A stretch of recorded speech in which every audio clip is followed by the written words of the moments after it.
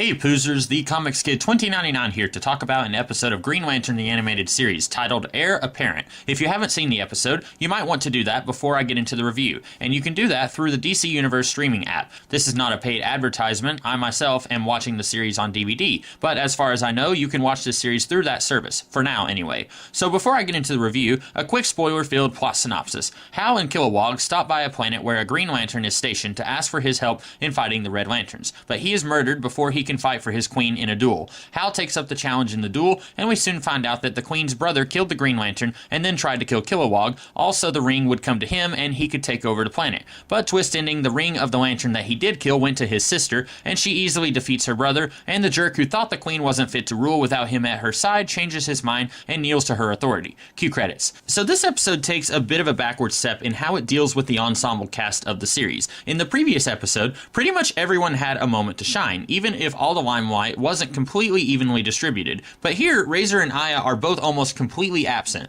There's a blink and you miss it shipping moment that people who are into that sort of thing will love, but other than that, they don't get very much to do besides play detective, while Hal and Kilowog do the same in a more public manner. And if we're being honest, neither Hal nor Kilowog really gets a character arc per se, though they do get at least a little bit more screen time than Aya and Razor. It is nice to see that Hal and Kilowog aren't just dumb muscle who throw their ring power around without strategy. It's no secret that I'm not the biggest fan of Hal Jordan, and while I love Kilowog, I don't think that anyone would say he's known or loved for his brains. So it's nice to see these two coming up with a pretty clever plan to expose the little brother's evil schemes. I'm not entirely sure which of the two actually came up with the plan, since we're meant to be fooled along with the brother into thinking that Kilowog really is dead, but it's still good thinking on their part. And as for the mystery itself, I mentioned this before, but Paul Dini once said that he never really liked doing mystery stories in a 22-minute episode, because in such a short amount of time, you are very limited on what you can do. You have the person you expect to be the bad guy, in this case the guy who thinks the queen isn't tough enough to lead, and the person you expect can never actually be the person who is actually the culprit, because that would be too easy. So then the only other person it could be is the one you wouldn't expect it to be. So keeping that in mind, this mystery is as good as it can be, I suppose. I guess if you remove the mean gruff guy fighting Hal from the equation,